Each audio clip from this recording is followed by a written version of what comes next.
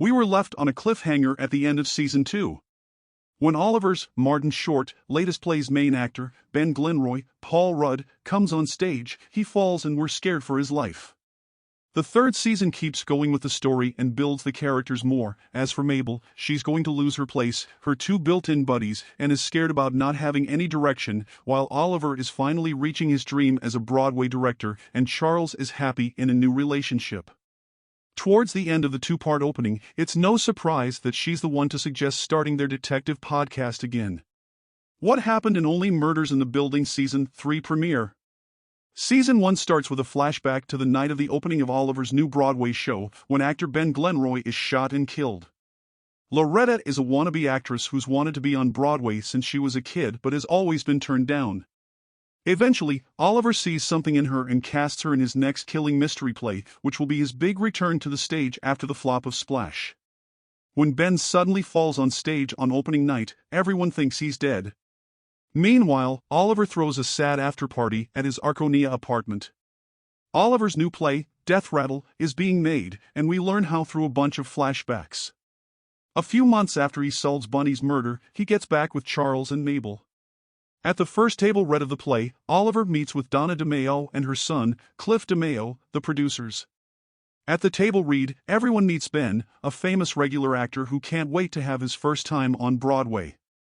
Ben also shares that he'll be working with Tobert, a documentary filmmaker, to record their time together. In the present, Oliver and his team are sad about Ben's death and think about how it might mess up the play.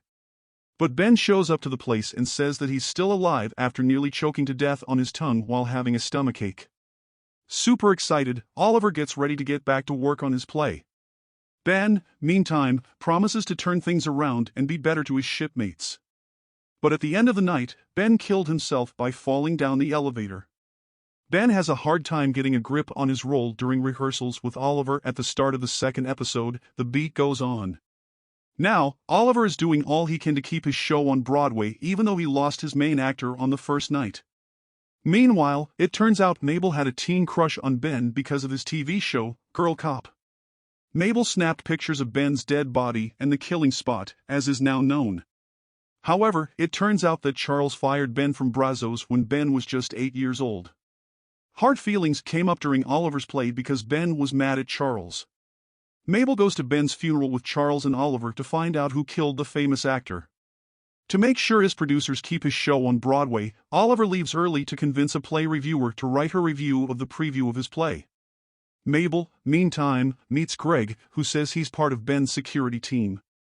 Mabel and Charles decide to go with Greg to his place, hoping to learn more about Ben's unexpected death. However, Oliver has a small heart attack after reading a mean review of his play. So, to calm Oliver down, the doctor tells him to stop directing. Charles and Mabel run into trouble at the end of the episode when they find out Greg isn't who he says he is. Greg was never Ben's employee. Instead, he's a weird follower who loves Ben. Because Charles and Mabel were near the elevator where Ben's dead body was found, Greg thinks they might have killed him.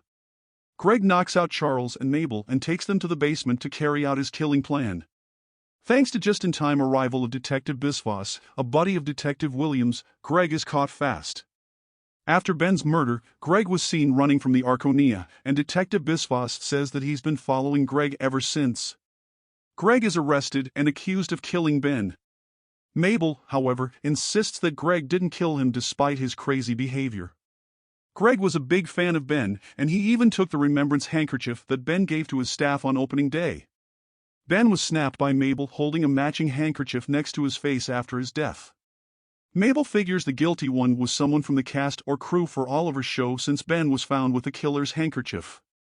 At the end of the episode, Charles and Mabel tell Oliver about it and make him record a new season of their podcast. However, it's also hinted that Mabel's wish to end the killing puzzle and keep recording the podcast comes from her need to not be alone.